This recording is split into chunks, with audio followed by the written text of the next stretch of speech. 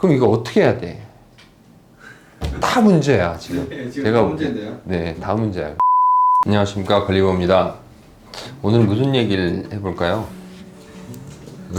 주제 정하신 거 아니에요? 주제 정해왔는데 이제 무슨 얘기를 내가 할 건지 한번 맞춰봐. 평소에 좀 하고 싶었던 부분이고, 오늘은 굉장히 중요한 얘기인데 잘 모르시는 얘기 좀 할 거예요. 뭐냐면 외장에 대한 이야기입니다. 외장. 저희한테 목조주택이냐 콘크리트냐 이런 거는 많이 생각들 하고 오시는데, 정작 내가 지을 집에 외장이 뭔지, 무엇을 쓸지, 어떤 자재를 사용할지 이런 부분에 대해서는 이 구조를 생각하시는 것보다는 좀 적게 생각하시는 것 같더라고요. 근데 그 이상으로 사실 저는 더 중요하다고 생각하는 게 외장재 선택이거든요. 외장재 선택. 왜 중요할까? 근데 집의 전체적인 디자인을 결정하는 요인이잖아요. 물론 디자인을 결정하는 요소인 것도 맞아요. 근데 그 이전에 집을 보호하는 역할을 해주기도 하는 거예요. 사람으로 치면 옷 같은 거고, 옷을 잘 입었을 때 뭐 멋있게 보이기도 하겠지만 그 사람을 따뜻하게 뭐 이 체온을 지켜주는 역할도 하고요. 비로부터 보호해주는 역할을 하듯이 그 외장재 선택이 뭐 디자인도 그렇고 전반적으로 우리가 그 눈에 보여지는 부분이기 때문에 그 집의 전반적인 외형, 스타일을 결정짓는 요소가 되기도 하지만, 그보다 더 중요한 건 집을 어떻게 보호하느냐, 어떤 식으로 이제 그 집을 지켜내느냐의 역할도 하는 거기 때문에 좀 이제 다른 관점으로도 볼 수도 있는 거라서 굉장히 중요한 문제이긴 합니다. 이게 더군다나 목조주택 같은 경우에는 제가 지난번에 뭐 목조주택 장단점 말씀드리면서 물에 대한 부분을 조심해야 된다고 말씀을 드렸잖아요. 물로부터 보호하는 데 있어서 굉장히 중요한 역할을 하는 게 뭐 지붕재 다음으로 외장재이기 때문에 외장재 선택이 굉장히 중요합니다. 그러니까 외장재가 스트레스를 많이 받는 성격의 외장재거나 뭐 그런 성격의 외장재를 쓰신다면 집이 좀 빨리 수명이 다하는 느낌? 빨리 낡아지는 느낌? 이런 집이 되는 거예요. 예를 들어서라기보다 이제 목조주택의 외장재 선택 변천사에 대해서 말 나온 게 한번 쭉 해볼까요? 네. 김 시장이 아실라나 모르겠네. 목조주택 역사가 짧아가지고, 구력이 짧아서 목조주택 선배님들이 우리 뭐 저를 비롯해서 뭐 저보다 더 먼저 시작한, 그리고 목조주택을 주도해 오신 어떤 이 목조주택 업계에 종사하시는 분들이 잘못한 부분이 하나가 있어요. 저를 포함해서요. 뭐죠? 외장재의 선택입니다. 외장재의 선택. 콘크리트 집과 목조주택의 역사가 많이 다르다고 생각하시는데, 그 몇몇 집이 그렇고요. 사실 저희는 오랫동안 아파트에 살아왔죠. 아파트에서 일찍 이렇게 주택으로 넘어오시는 분들이 불과 한 30년, 40년 이 정도일 것 같아요. 물론 이제 건물은 콘크리트로 지어지기 때문에 주택도 콘크리트로 같이 이렇게 연결되어 오는 느낌으로 콘크리트가 더 역사가 깊다라고 생각하실 수도 있는데, 어쨌든 주택이라고 한 분야라고 봤을 때는 콘크리트나 목조주택이나 사실 역사의 차이가 뭐 100년씩 나고 그런 게 아닙니다. 우리나라에서 콘크리트 주택은 그 벽돌집까지 포함해서 이야기한다면 상황이 좀 다르긴 하겠지만, 엄밀히 말하면 RC조, 콘크리트조는 벽돌 조적조하고는 다른 거거든요. 우리나라에서 콘크리트 집을 지어지기 시작한 건 사실 목조주택보다 한 10년 정도 빠를까요? 제 생각엔 길어야 20년 안쪽입니다. 근데 콘크리트 집이 목조주택보다 잘한 거는 외장재 선택이라고 생각을 해요, 저는. 그렇기 때문에 콘크리트로 지은 집이 더 튼튼하다라는 인식이 있는 것 같기도 하고요. 무슨 얘기냐면, 콘크리트는 외장재를 벽돌이나 뭐 대리석 이런 류의 어떤 습식, 뭐 무기질류 이런 외장재 선택을 많이 해왔어요. 근데 목조주택은 1세대 외장재가 뭐예요? 목조주택 1세대 외장재 알 리가 있나? 몰라요. 네.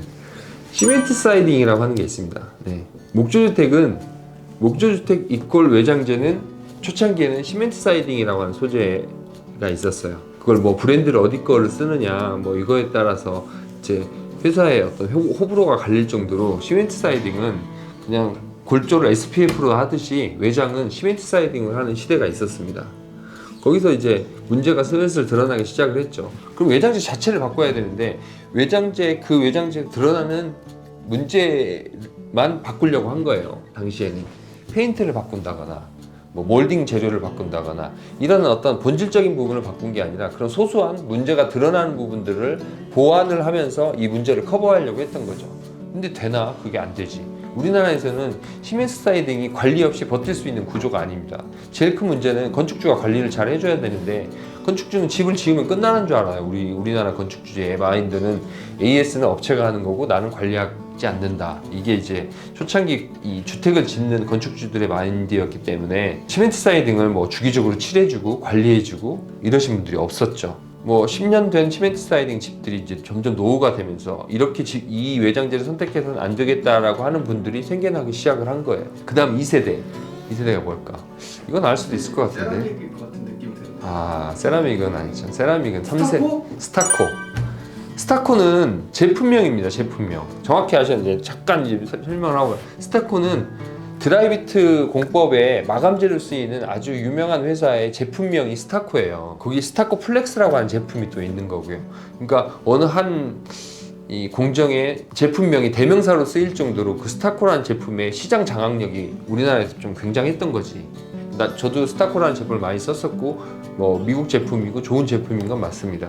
근데 스타코도 시멘트 사이딩과 별반 다르지 않았어요. 이거는 사실 시공이 더 중요하고 정확한 시공 방법을 지키지 않으면 시멘트 사이딩보다 더 큰 대참사가 일어나는 게 드라이비트예요. 네. 그래서 스타코라는 회사에서 이 히트를 친 게 뭐냐면 스타코라는 자재가 이렇게 샘플을 이렇게 조그맣게 하나 만들어 동그랗게 무슨 우리 컵 받침처럼 이렇게 만들었는데 그거를 이제 가져왔는데 이렇게 휘는 거야. 탄성이 굉장히 좋아. 근데 그 당시에 많은 문제가 있었던 게 외벽의 갈라짐 현상이었거든요. 드라이비트의 갈라짐. 근데 이걸 쓰면 그런 갈라짐이 없다. 이렇게 해서 눈으로 보여주고 만지게끔 해서 그걸 믿게 만든 거죠. 그래서 스타코 플렉스라고 하는 탄성 있는 제품이 굉장히 인기를 거둔 거고 굉장히 시멘트 사이딩만큼 어떤 많은 현장에 시공이 되기 시작을 했습니다. 그 또 유사 제품들이 나오면서 이제 드라이비트가 전반적으로 이제 목조주택 외장의 2세대 전반적인 시장을 좀 잠식을 잡아먹게 된 거지.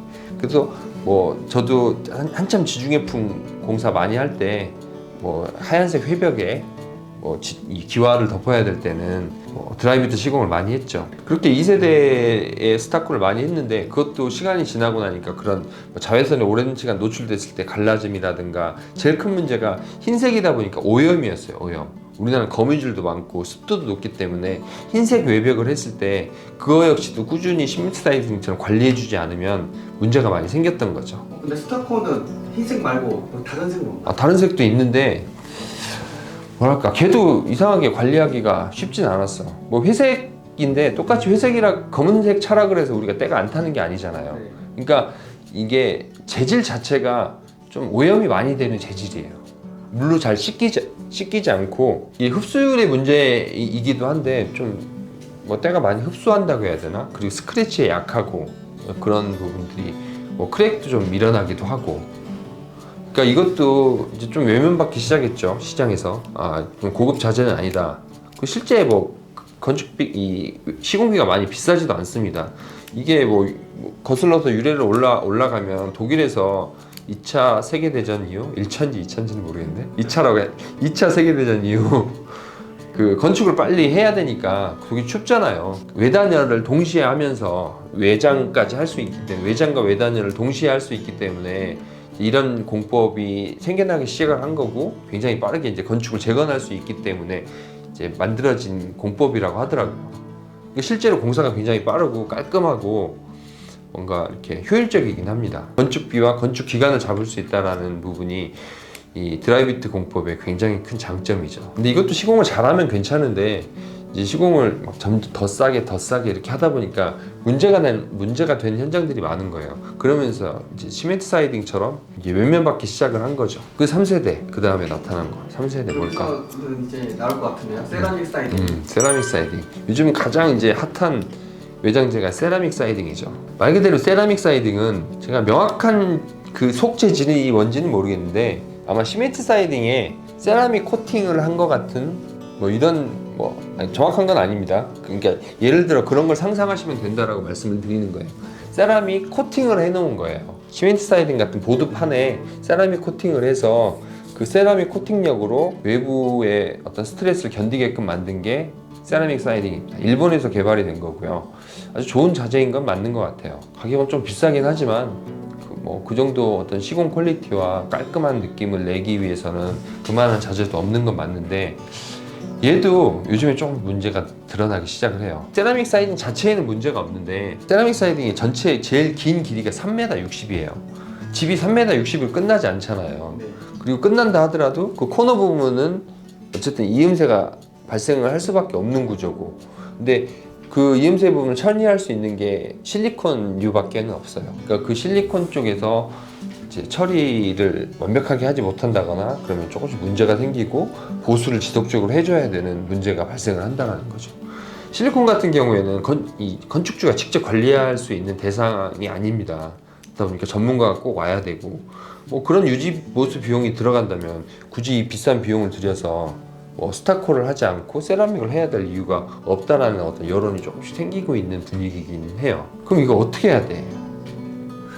다 문제야 지금. 네, 지금 제가 다 문제인데요. 네, 다 문제야. 외장이 우리나라가 사실 그게 문제입니다. 이 사계절이 있고 습도도 높고 뭐 여름에 이렇게 덥고 겨울엔 또 이렇게 춥고 막 이런 어떤 극명한 어떤 날씨를 가지고 있다 보니까 외장재가 받는 스트레스가 아마 큰 것 같아요. 네, 외장재 갑자기 편을 들어주고 있네.